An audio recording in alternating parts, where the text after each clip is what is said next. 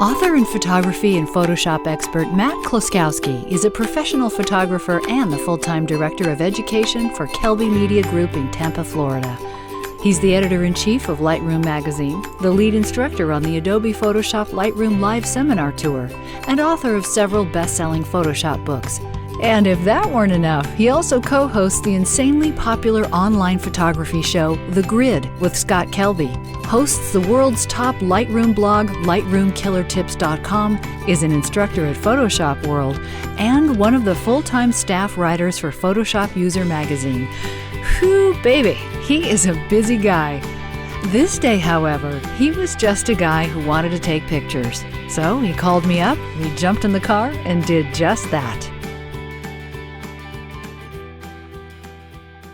Hey, so it's Karen, and we're driving around Lake Tahoe to go pick up Matt Kloskowski, he of Kelby Media and The Grid fame, and tutorials, teacher, Lightroom, Photoshop, anything you want to know, ask Matt.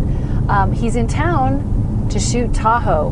We're going to go shoot Bonsai Rock, and I'm going to pick him up at his hotel, and we're going to go out to the lake and do some shooting. So here he is. Hey, Matt. How you doing? I'm good. How are you? Good. Yeah. How's the flight? Flight was good. Yeah? Flight was long, but I know. I'm no longer in Florida, so...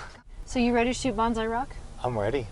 Awesome. I've heard good things about it. Have you? Yeah. I've heard good things, too. I've seen nice pictures of it, so... So have I. It's one of those places I always want to go to. Yeah, I feel pressured. Uh-oh, why? Well, you know, there's so many really good photos of that place. Yeah, but, you know, it's fun to just go do your own. Yeah, it is, Chris. You know? You know, there's no clouds today. I know, like we're probably not going to get the award-winning photo of Bonsai. Let's just go to Starbucks then. But it's just fun to go shoot. I know. I can, you know, I'm one of those people, like, I can go shoot the same thing over and over again. Yeah, and just kind of get a whole because it's array. different for me every time. It's true. It really is. You know, the conditions are, that's a nice thing about outdoor photography is the conditions are never, ever the same. Never the same. I don't, like I said, I know a lot of people see photos of like a popular place. Number one, I don't think like it's not like going to the Grand Canyon. No. I mean, because it's a little bit of a hike, and right there, you take away. I just missed my turn. Isn't that awesome? Do a U-E. I'm gonna do a U-E right now. I didn't see it. Right in front of that sign that says illegal U-turn. Yeah, I'm gonna have to back up. This is okay. really one of those incredibly awkward turns. But this is what happens when you're videotaping and talking and greeting. And you know what? Some people may cut that out of the video, but see, I think it makes the video good. I think that is the video. That is the video. Don't do anything else. I'm going to cut everything else out and just do that. I'm going to call it the U-Turn Express.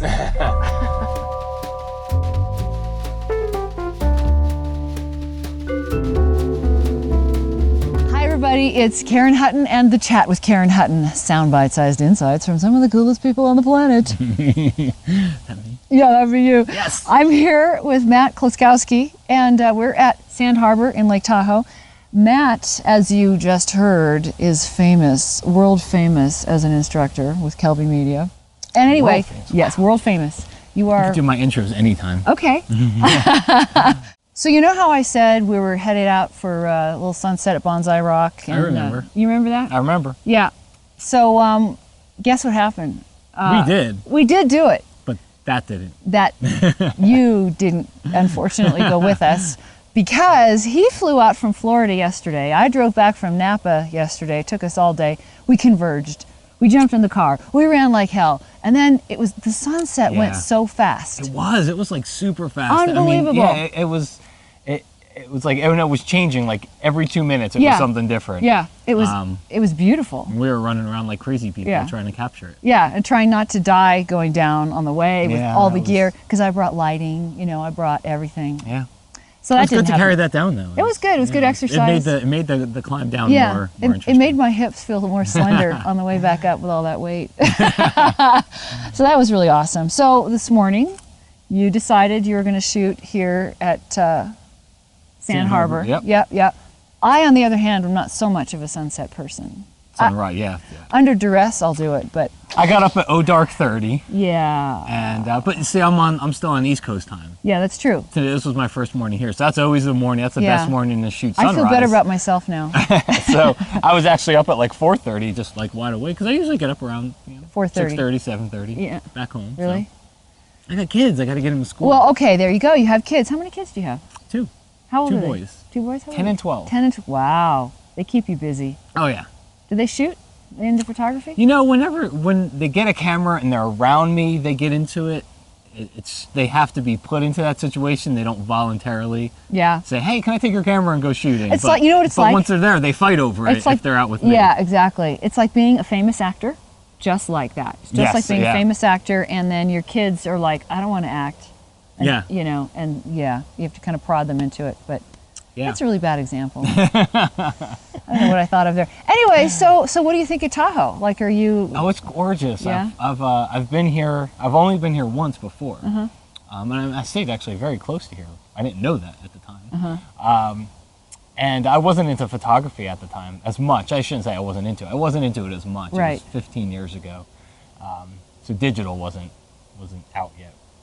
But I wasn't really into it. But I mean, I always thought it was gorgeous. And I kind of forgot how gorgeous it is because I'm driving in yesterday and I'm almost getting into an accident. I'm like looking around. Yeah, ooh. Me too. I was so geeked out about seeing you and being here and doing this, and I was kind of. And crazy. for where I live, you know, I live in as flat of an area as possible. Yeah, I mean, it's sea level, and above sea level is the speed bumps in the parking lot. I mean, that's about as above sea level. That's as you elevation. Get. Yeah, that's awesome. It's, we're at 1 foot elevation. So I mean, just to come out to this is cool. It is so different, and this Santa Harbor area is great. Yeah, it's really beautiful. And if you were here, you'd be out shooting every day because you don't really mind shooting the same thing over and over and over. No, we talked about that. Yeah. I like it always looks different. I'm sure tomorrow this will look different than it did today. Yeah, it totally will. And when it snows, you'll have to come back and come out. You get better at it too. Yeah, you do. And even around here, it's hard because you don't know where to park because there really is nowhere to park.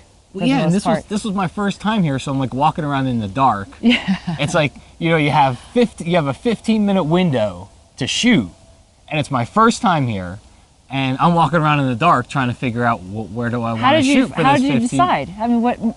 I kind of just look for like where the action's happening.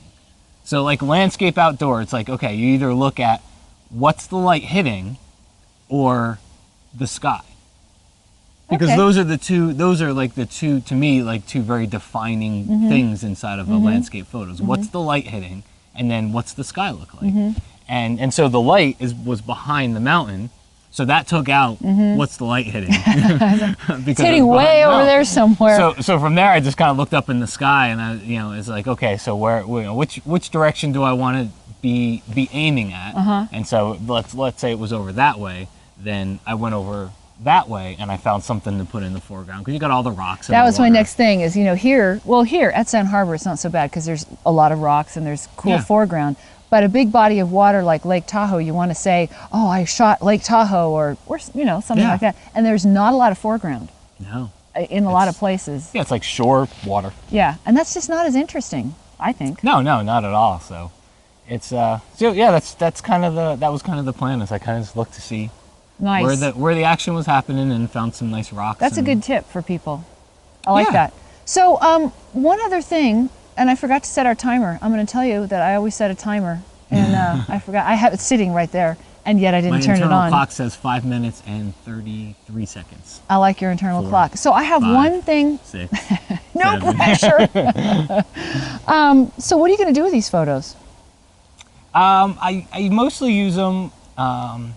I use a lot of them for teaching, and because I mean, I said this in the intro, but you work for Kelby Media, you teach Photoshop and Lightroom, travel all over the country, doing that. So you use these photos as part of your teaching world. Yeah, it's all kinds of different teaching things. So I use them to teach for Photoshop and Lightroom because you don't want to show the same photos over and over and over again. Whether or not the audience has seen them, you get bored as the teacher.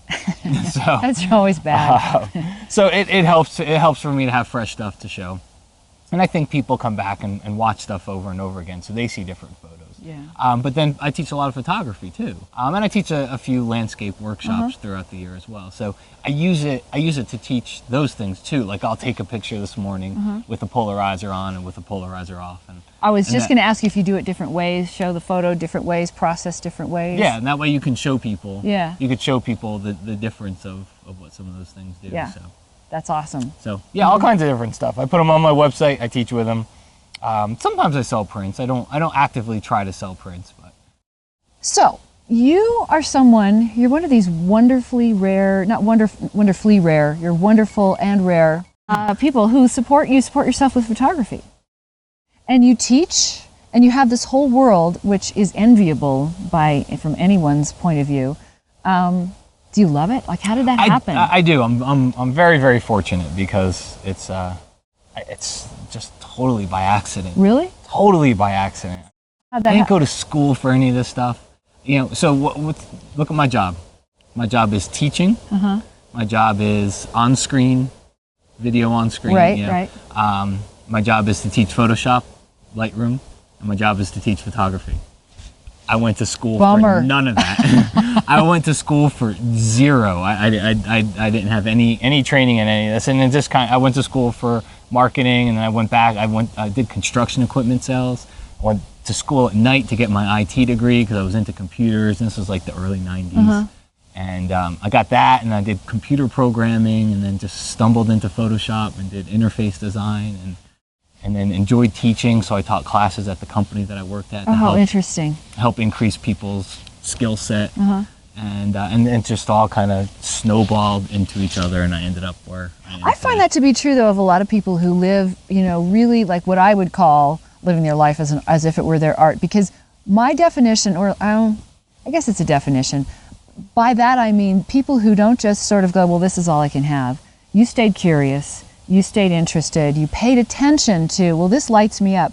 In fact, last night at dinner, you were saying, I could actually see, you could kind of envision the results when you stepped into this realm that you're in now, where before it was sort of like, how does that work? And you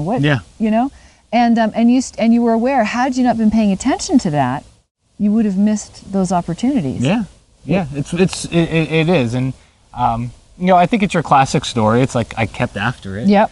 I submitted articles and tutorials and stuff to Kelby Media way back when, and did it for 2 years just to get no thanks. Really? And, I didn't know that. Yeah, and then one day, just kind of happened, and they let me do some tutorials, and I lived in Tampa. They were in Tampa. They needed somebody full time, and it all went crazy from there. Wow, and that's been how long now? Almost 10 years. Wow. So. Wow. Are you being able to shoot what you want, what your heart says, or do you always have to run it through the filter of, okay, this will be good to teach this, and therefore kind of cap your own creativity? I try to put myself in. I try to shoot things that I think the masses will want to shoot. Okay. You know what I mean? Like, I think if you look at the most popular types of photography, landscape, outdoor, travel, and portrait. Okay. So I think those are some of the 4 tops of photography. Right. So I try to put myself in landscape and outdoor places to show people that, okay, this is the kind of stuff you may encounter. Right. You may not come to Lake Tahoe, but you'll go somewhere with a lake that might have wood or rocks or something in the foreground. Right. This is what you can do. Right. Travel, it's kind of the same thing. Do you then what would you shoot if you didn't have to do that? What would you be shooting? I would always shoot landscape and outdoor. That's my. That's your thing. That's kind of what like everybody has a thing that does it for them. Yeah, it's like when I look at pictures, that's what does it for me. That's awesome. Studio work, I can use strobes. I've done it, and I can do it when I have to. I hate fussing. I hate fussing with gear and lights and. Yeah. But it's an art form. It is. And some people love that aspect of the I know. art form. Yeah, I didn't mean to put it down. I just meant that. No. It's some people consider shooting water just like, oh my God. Yeah, exactly. Kill myself. Kill me now. Yeah. Yeah. Exactly. So it's I just I can do all that stuff, but landscape and outdoors really does it for you. Yeah. Yeah, me too. There's other things I like to do too. I love to shoot animals and things like that. But I'm not an animal guy. I love animals. I love lifestyle family portraiture. Oh. Oh. And I do a lot of that, and I do it so when I teach, I'm not just teaching with landscape and outdoor photos. That I have portraits to teach with too. And I think by and large, really good. I think by and large the masses don't own studios and big lighting setups, so I'm not usually trying to do that. I'm trying to take people outside and take a family outside, because everybody has a family, mother, daughter, whatever it happens to be, and show them just how to take nice pictures of your family in just ordinary places. So do you feel, is teaching like a mission for you? Is it just something you enjoy? I mean, what do you hope you're giving people? Like, what do you want them in the end, at the end of the day, the end of all those years? What do you hope? I hope that I'm inspiring somebody to do something that they always wanted to do. Oh, that's neat. You know, I like that. And that's the best feedback. Don't get me wrong.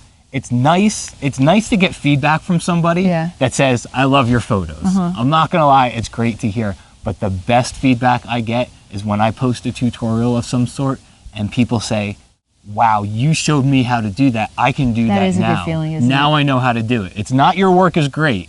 That's okay feedback. But when somebody says, you have let me figure out how to do this myself, that to me it's music to my ears. It's the best thing I could ever possibly. So from here, you're going to go teach a class. I have a Lightroom seminar in Sacramento tomorrow. Okay. So it's through Kelby Training, Kelby Media Group. We have one-day seminars, and I do them. Scott does them. RC Concepcion does them. We have a few. So it'll be great. It's at the convention center, and it'll be like 400 people. Oh, my gosh! Yeah, it'll be I'm like thinking in a classroom somewhere. No. It's like 400 people in a convention center, and staring at me all day. Those poor people. but it's great, because I will leave on this high tomorrow. Oh, this is great. Because Lightroom is such a cool program, and when you can show people what you can do with it, they are like eternally grateful. And it's like, they'll come up like, oh my God, I didn't know I could do that. This is awesome. It's gonna help me so much. And it's like, when you hear that all day long, that they had no idea the program could do this and how it's going to help them in their photography, you can't help but just leave. It's like a renaissance. Like on cloud nine. It's like a renaissance. People are just looking for the way to express themselves and use these tools to, I did that. And I just think that is fantastic. Yeah. All right, Matt, I'll let you go on your day. And I'll go on my day too. And I'll let you guys go on your day. Thank you for watching me and Matt here at Lake Tahoe. And I will see you again next week. Thanks for watching. Bye. Bye-bye.